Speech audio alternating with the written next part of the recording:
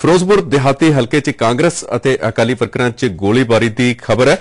ਦੱਸਿਆ ਜਾ ਰਿਹਾ ਹੈ ਕਿ ਕਾਂਗਰਸ ਉਮੀਦਵਾਰ ਸਤਕਾਰ ਕੌਰ ਦੇ ਪਤੀ ਲਾਡੀ ਗਹਿਰੀ ਵੱਲੋਂ ਕਥਿਤ ਤੌਰ ਤੇ ਕੀਤੀ ਗਈ ਗੋਲੀਬਾਰੀ 'ਚ ਇੱਕ ਨੌਜਵਾਨ ਅਕਾਲੀ ਵਰਕਰ ਦੀ ਹਸਪਤਾਲ 'ਚ ਮੌਤ ਹੋ ਗਈ ਹੈ। ਜ਼ਿਆਦਾ ਜਾਣਕਾਰੀ ਲਈ ਅਸੀਂ ਗੱਲ ਕਰਦੇ ਹਾਂ ਸਾਡੇ ਸਹਿਯੋਗੀ ਸਵਰਨ ਸਿੰਘ ਦਾਨੇਵਾਲੀਆ ਨਾਲ। ਜੀ ਸਵਰਨ, ਕੀ ਹੈ ਸਾਰੀ ਜਾਣਕਾਰੀ ਤੁਹਾਡੇ ਕੋਲ ਇਸ ਪੂਰੇ ਮਾਮਲੇ ਬਾਰੇ? देखो सुरेंद्र, अगर देखा जाए तो तकरीबन जो 5 बजे तो बाद ये सारा मामला होया है। प्यारेआना पिंड है फिरोजपुर देहाती का, जिथे सारा मामला जो वोटां पैण दा निपट गया सी। उस तो बाद थोड़ी बहुत जी अकाली वर्करां दे ते कांग्रेसियां दे विच तकरारबाजी हुई, तो उत्थे जिहड़े ने दोनों पार्टियां दे समर्थक सन, जिहड़े जिन्हां दे विच कांग्रेस अते अकाली दल दे समर्थक सीगे, तां उत्थे उन्हां दी आमने सामने जिहड़ी झड़प हुई। इहदे विच देखण वाली गल है कि जिहड़े अकाली समर्थक सन ओह डांगा अते सोटिਆਂ नाल लैस सन। जदों उन्हां ने कांग्रेस के कैंडीडेट ऑफिशियल उन्हां दे हसबैंड है जिहड़े लाडी, उन्हां दे सहयोगियों के उत्ते हमला किया, तो इहदे घटना गल स्पष्ट तौर पर सामने आई है कि उस उन्हां दे विचों किसी व्यक्ति या कहा जाता है कि खास तौर पर सत्कार कौर ते हसबैंड का नाम यह गल उभर के सामने आ रही कि उन्होंने उत्थे आपदी गोली चलाई और गोली चलाउण नाल एक व्यक्ति जिहड़ा नौजवान सीगा ओह उत्थे जख्मी हो गया और जदों उसनूं मिशन हस्पताल फिरोजपुर दे विच लिआंदा गया तो उत्थे उसकी जिहड़ी डेथ हो गई। सुरेंद्र ਸਵਰਨ, ਇਹ ਜਿਹੜਾ ਹਥਿਆਰ ਲੈ ਕੇ ਚੱਲਣ ਤੇ ਪਾਬੰਦੀ ਲਾਈ ਗਈ ਸੀ, ਜਿਹੜੇ ਬਹੁਤ ਸਾਰੇ ਲਾਇਸੈਂਸੀ ਹਥਿਆਰ ਸਨ ਉਹਨਾਂ ਨੂੰ ਜਮ੍ਹਾਂ ਕਰਵਾਇਆ ਗਿਆ ਸੀ, ਉਸ ਦੇ ਬਾਵਜੂਦ ਜਿਹੜੇ ਲਾਡੀ ਗਹਿਰੀ ਨੇ ਉਹਨਾਂ ਵੱਲੋਂ ਹਥਿਆਰ ਲੈ ਕੇ ਉੱਥੇ ਪਹੁੰਚਣ ਦਾ ਪਬਲਿਕਲੀ ਉੱਥੇ ਜਨਤਕ ਤੌਰ ਤੇ ਹਥਿਆਰ ਲੈ ਕੇ ਗਏ, ਉਸ ਦੇ ਬਾਰੇ ਅਧਿਕਾਰੀਆਂ ਦਾ ਕੀ ਕਹਿਣਾ? देखो सारे मामले के उत्ते एक बारी तो सारे जिन्ने भी अधिकारी ने उन्होंने वालों इस दे सारे मामले के उत्ते चुप्पी वट्टी है। कोई अधिकारिक तौर पर बयानबाजी नहीं कर रहा कि मामला किस तरह से किवें भड़किया, किहदी गोली नाल इस व्यक्ति की मौत हुई। ये मामला जिहड़ा जदों सारा मामला तफ्तीश दे विच आएगा तो फिर जाके गल उभर के सामने आएगी कि किस दी गोली नाल यह चलिया, कि ये जिहड़ा हथियार सी लाइसेंसी सी, कि इसकी परमिशन जिहड़ी है अधिकारिक तौर पर लई गई सी कैरी करने लई जां नहीं कीती गई सी। इस दे नाल ही जिहड़ा देखा जाता कि यह आम तौर पर चर्चा सी कि 75% ਜਿਹੜੇ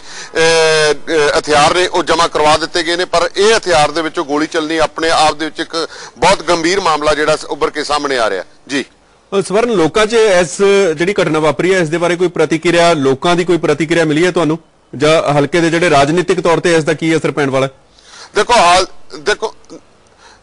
देखो राजनीतिक तौर पर तो हुण इसका बहुत असर नहीं पेगा, क्योंकि सारियां वोटां उस वेले तक मुकम्मल तौर पर पै चुकियां सन। वोटां दे उत्ते इस गल दा जां वोट पाउण दी प्रक्रिया दे उत्ते इस तरह का कोई प्रभाव नहीं पेगा। EVMs जिहड़ियां बिल्कुल अंदर सन अते ना ही कोई व्यक्ति जिहड़ा पोलिंग स्टेशन के अंदर गया है। पोलिंग स्टेशन के बाहर लड़ाई हुई है, इस करके राजनीतिक तौर के उत्ते तां इस सारे मामले का हार जित तो बाद इसका प्रभाव पेगा। किस व्यक्ति का कौन बंदा इस मामले दे विच पुलिस किस उपर दर्ज करती है, किस तरह इस सारे मामले नूं पुलिस हैंडल करती है, सारे मामले तो बाद गल्लां उभर के आउणगीਆਂ उसका जो विश्लेषण किया जाएगा तो जाके आप कह सकांगे कि ये राजनीतिक तौर के उत्ते किस व्यक्ति के उत्ते की प्रभाव पवेगा। हाँ, इन्नी गल जरूर है कि जिहड़े उम्मीदवार सत्कार कौर है उसके पति नूं हुण परेशानी का जिहड़ा सबब बन गया, उसनूं इस सारे मामले के उत्ते जिहड़ा एक दोषी ठहराया जा रहा, उसनूं इस गल की जरूर जिहड़ी हरासमेंट होएगी। जेकर उसने कार्रवाई की है तो उसनूं इसकी जिहड़ी सज़ा तक भुगतनी पै सकती है, क्योंकि ये गोली जो पब्लिकली चली है तो इस दे उत्ते हुण गल ये देखनी होगी कि किन्ने व्यक्ति जिहड़े चश्मदीद तौर के उत्ते इस व्यक्ति के खिलाफ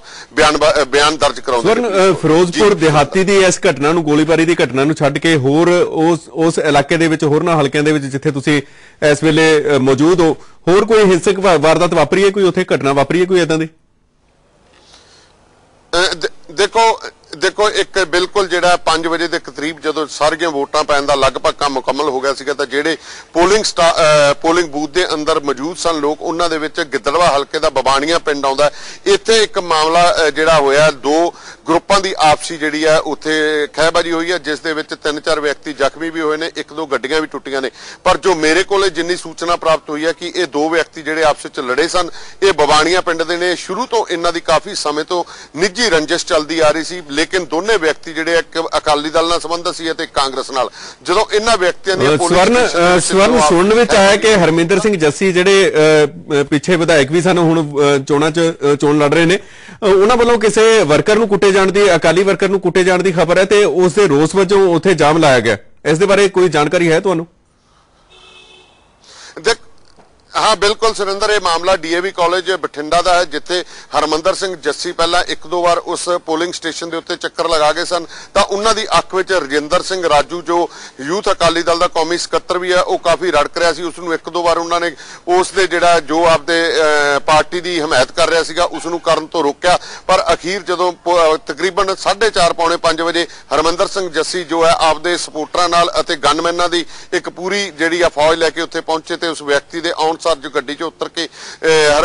ਉਹਦੇ थप्पड़ कीता, उसकी पग जिहड़ी आ उतार दित्ती है। ते इस तो बाद जिहड़ा ਉਹਦਾ ਜਿਹੜੇ गनमैन सीगे ਜਿਹੜੇ सरकारी तौर ते उन्हां नूं गनमैन मिले ने, उन्हां दे विचों एक गनमैन ने जिहड़ा रजिंदर सिंह राजू दे सिर दे विच बट भी मारिया, जिस नाल ਉਹ कुछ जख्मी भी होया। ਤਾਂ इस सारे मामले तो ਜਦੋਂ मामला चल रहा सी ਉਹਨੂੰ ਚੱਕ के ਗੱਡੀਆਂ ਵਿੱਚ ਸੁੱਟਣ ਦੀ ਕੋਸ਼ਿਸ਼ ਕੀਤੀ, ਤਾਂ ਉੱਥੇ ਜਿਹੜੇ ਅਕਾਲੀ ਸਮਰਥਕ ਸਨ ਉਹਨਾਂ ਨੇ ਜਦੋਂ ਇੱਟਾਂ ਰੋੜੇ ਚੱਕੇ ਤੇ ਰੌਲਾ ਪਾਇਆ ਤਾਂ ਹਰਮਿੰਦਰ ਸਿੰਘ ਜੱਸੀ ਨੂੰ ਮੌਕੇ ਤੋਂ ਭੱਜਣਾ ਪਿਆ। ਅਤੇ ਇਸ ਰੋਸ਼ ਵਜੋਂ ਜਿਹੜਾ ਉਹਨਾਂ ਨੇ ਡੀਏਵੀ ਕਾਲਜ ਦੇ ਸਾਹਮਣੇ ਜਿਹੜਾ ਬੀਬੀ ਵਾਲਾ ਰੋਡ ਆ ਉਸ ਨੂੰ ਜਾਮ ਕੀਤਾ ਤੇ ਲਗਾਤਾਰ ਤਕਰੀਬਨ 1.5 ਘੰਟੇ ਤੱਕ ਇਹ ਜਾਮ ਚੱਲਿਆ। ਤੇ ਹੁਣ ਇਹ ਮਾਮਲਾ ਜਿਹੜਾ ਹਜੇ ਤੱਕ ਜਿਹੜਾ ਚੱਲ ਰਿਹਾ, ਹੁਣ ਜਿਹੜੇ ਸੰਬੰਧਿਤ ਅਧਿਕਾਰੀ ਨੇ ਪੁਲਿਸ ਦੇ ਮੌਕੇ ਦੇ ਉੱਤੇ ਨੇ, ਹੁਣ ਦੇਖਣਾ ਹੈ ਕਿ ਉਹ ਕਿਸ ਤਰ੍ਹਾਂ ਦੀ ਕਾਰਵਾਈ ਕਰਦੇ ਨੇ। ਜੀ ਹਰਮਿੰਦਰ ਜੱਸੀ ਨਾਲ ਕੋਈ ਗੱਲਬਾਤ ਹੋ ਪਾਈ ਹੈ ਤੁਹਾਡੀ ਸਵਰਨ? देखो ਅਸੀਂ ਉਹਨਾਂ ਨੂੰ ਵਾਰ-ਵਾਰ ਜਿਹੜਾ ਫੋਨ ਦੇ ਉੱਤੇ ਉਹਨਾਂ ਨੂੰ ਕੰਟੈਕਟ ਕਰਨ ਦੀ ਕੋਸ਼ਿਸ਼ ਕੀਤੀ ਹੈ, ਉਹਨਾਂ ਦਾ ਪੱਖ ਜਾਣਨ ਦੀ ਕੋਸ਼ਿਸ਼ ਕੀਤੀ ਹੈ, ਲੇਕਿਨ ਹਰਮਿੰਦਰ ਜੱਸੀ ਮੀਡੀਆ ਤੋਂ ਜਿਹੜਾ ਕਾਫੀ ਪਾਸਾ ਵੱਟੇ ਹੋਏ ਨੇ, ਇਸ ਕਰਕੇ ਉਹਨਾਂ ਨਾਲ ਕਿਸੇ ਪ੍ਰਕਾਰ ਦੀ ਹਜੇ ਸਾਡੇ ਨਾਲ ਗੱਲਬਾਤ ਨਹੀਂ ਹੋਈ ਹੈ। ਜੀ ਸੁਰਿੰਦਰ।